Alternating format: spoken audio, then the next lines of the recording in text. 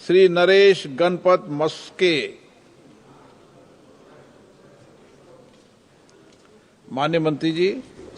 माननीय अध्यक्ष महोदय, एक विवरण सभा पटल पर रख दिया गया है। माननीय सदस्य ऑनरेबल मेंबर।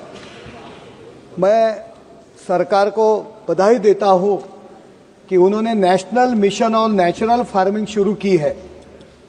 हमारे नेता और महाराष्ट्र के उप मुख्यमंत्री एकनाथ शिंदे जी ने मुख्यमंत्री रहते हुए महाराष्ट्र में 25 लाख हेक्टेयर को भूमि को ऑर्गेनिक फार्मिंग के अंतर्गत लाने का लक्ष्य रखा था और भारत सरकार के national mission on natural farming के तहत 15,000 ग्राम पंचायतों में प्राकृतिक खेती को बढ़ावा देने के लिए 1 करोड़ किसानों तक पहुंचने और 7.5 लाख हेक्टेयर क्षेत्र में प्राकृतिक खेती शुरू करने की योजनाएं हैं। मेरा सरकार से यह प्रश्न है, इस योजना में महाराष्ट्र के कितने ग्राम पंचायतों को इस योजना का लाभ दिया गया है और महाराष्ट्र के कितने किसानों ने इसका लाभ लिया है? माननीय अध्यक्ष महोदय, ये प्रश्न पूछने के लिए मैं माननीय सदस्य को धन्यवाद देता हूं और हृदय से आभार व्यक्त करता हूं। केमिकल फर्टिलाइजर के अनियंत्रित और अधिक इस्तेमाल के कारण आज धरती की उर्वरा क्षमता कम हो रही है, जैविक कार्बन घट रहा है, मित्र कीट मारे जा रहे हैं, जल धारण की क्षमता घटती जा रही है। प्रधानमंत्री नरेंद्र मोदी विजनरी है, वो केवल आज का नहीं सोचते, आने वाली पीढ़ियों को भी बेहतर भविष्य कैसे दे सकते हैं इसका विचार भी करते हैं।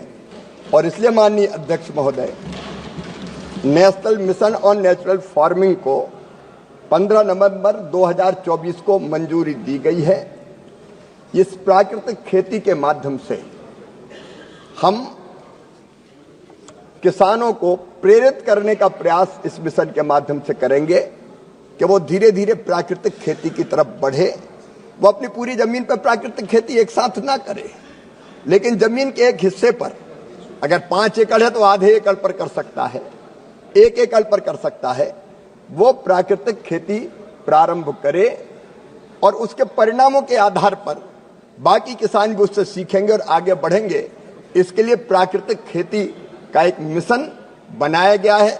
इस मिशन के अंतर्गत महाराष्ट्र के मैं प्राकृतिक खेती के बारे में माननीय सदस्य ने पूछा है। मैं एक तो महाराष्ट्र सरकार को बधाई देना चाहूंगा, वहां के मुख्यमंत्री और पूरी टीम को, कि प्राकृतिक खेती पर पहले से ही महाराष्ट्र काम कर रहा है, कुछ अन्य राज्य सरकारें भी काम कर रही है, लेकिन अभी प्राकृतिक खेती मिशन के अंतर्गत महाराष्ट्र को 1709 क्लस्टर का आवंटन किया गया है। 85,450 हेक्टेयर क्षेत्र में प्राकृतिक खेती वहां की जाएगी, जिसमें 2,13,000 किसान प्राकृतिक खेती की शुरुआत करेंगे। ये यहां से लक्ष्य दिया गया है, लेकिन बावजूद इसके अगर महाराष्ट्र सरकार इस लक्ष्य को बढ़ाना चाहती है तो मैं आश्वस्त करता हूं कि बढ़े हुए लक्ष्य को भी हम सम्मिलित करेंगे। और अनेकों राज्य सरकारें अपने स्तर पर भी प्राकृतिक खेती को बढ़ावा देने का काम कर रही है। महाराष्ट्र अपनी योजना भी चाहे तो प्राकृतिक खेती के लिए लागू कर सकता है। सरकार हर संभव सहयोग करेगी। Honourable member parliamentary.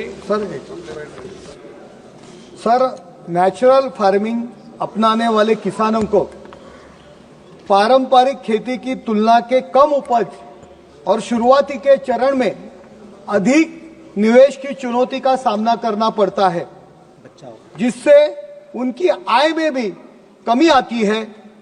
इस जोखिम का काम करने और अधिक किसानों को जैविक खेती की ओर आकर्षित करने के लिए केंद्र सरकार ऑर्गेनिक प्रोडक्ट के लिए एमएसपी से 20% से अधिक समर्थन मूल्य देने पर विचार कर रही है क्या? और यदि हाँ, तो तभी इसको कब तक शुरू करने की योजना है? माननीय अध्यक्ष महोदय, जैसा मैंने निवेदन किया कि एक साथ पूरी जमीन पर प्राकृतिक खेती नहीं, जमीन के छोटे हिस्से पर किसान प्राकृतिक खेती प्रारंभ करें। लेकिन यदि प्राकृतिक खेती सभी विधियों का समग्र रूप से पालन करते हुए की जाए तो उत्पादन में कोई कमी नहीं आती है। ये मैं अपने मन से नहीं कह रहा हूं। आईसीआर के एक अनुसंधान में ये पाया गया है कि इंटरक्रॉपिंग, फसल अवशेषों से मल्चिंग और कवर फसलों से उपज में कमी नहीं आती, कई स्थानों पर वृद्धि हुई है। रासायनिक जो हम उर्वरकों का प्रयोग करते हैं उसके कारण मिट्टी पर बहुत बुरा असर पड़ता है, लेकिन प्राकृतिक खेती मिट्टी के स्वास्थ्य में सुधार लाती है और इसलिए ये आशंका कि इससे उत्पादन बहुत घट जाएगा, ये आशंका पूरी तरह से सही नहीं है। हम प्राकृतिक खेती ठीक विधि से किसान कर सके, इसके लिए हम प्रत्येक क्लस्टर में 2 कृषि सखी और कम्युनिटी रिसोर्स पर्सन नियुक्त करेंगे। प्राकृतिक खेती करने वाले किसान को प्रॉपर ट्रेनिंग देंगे। जो इनपुट लगते हैं उनको आसानी से उपलब्ध कराने के लिए 10,000 बायो इनपुट रिसोर्स सेंटर भी प्रारंभ करेंगे, उनके लिए वित्तीय सहायता प्रदान करेंगे और किसानों को अपने खेत पर भी इनपुट बनाने का प्रशिक्षण दिया जाएगा। अगर ठीक इनपुट डाले जाएंगे तो उत्पादन नहीं घटेगा। दूसरी बात जो उन्होंने कही है कि इस पर कोई अतिरिक्त राशि एमएसपी के रूप में देंगे। माननीय अध्यक्ष महोदय, आज लगभग सारी दुनिया केमिकल और रासायनिक जो केमिकल फर्टिलाइजर और कीटनाशकों के प्रयोग के दुष्प्रभाव को जानती है। भारत में भी लोग चिंतित हैं कि इसके कारण जो फसलें होती है उसका जो मानव शरीर पर भी गलत असर पड़ता है, उस दुष्प्रभाव से चिंतित है। और इसलिए अगर प्राकृतिक खेती का अन्न उत्पादित फल या सब्जी उत्पादित होकर बाजार में पहुंचेगी तो निश्चित तौर पर ज्यादा कीमत मिलेगी। हम प्राकृतिक खेती उत्पाद का सरल प्रमाणन करेंगे, सर्टिफिकेशन करेंगे, प्राकृतिक खेती के उत्पाद का नेशनल ब्रांड भी बनाएंगे और जब प्राकृतिक खेती का फैलाव होगा और ब्रांडिंग होगी तो अपने आप उसकी उचित और ज्यादा कीमत निश्चित तौर पर मिल पाएगी।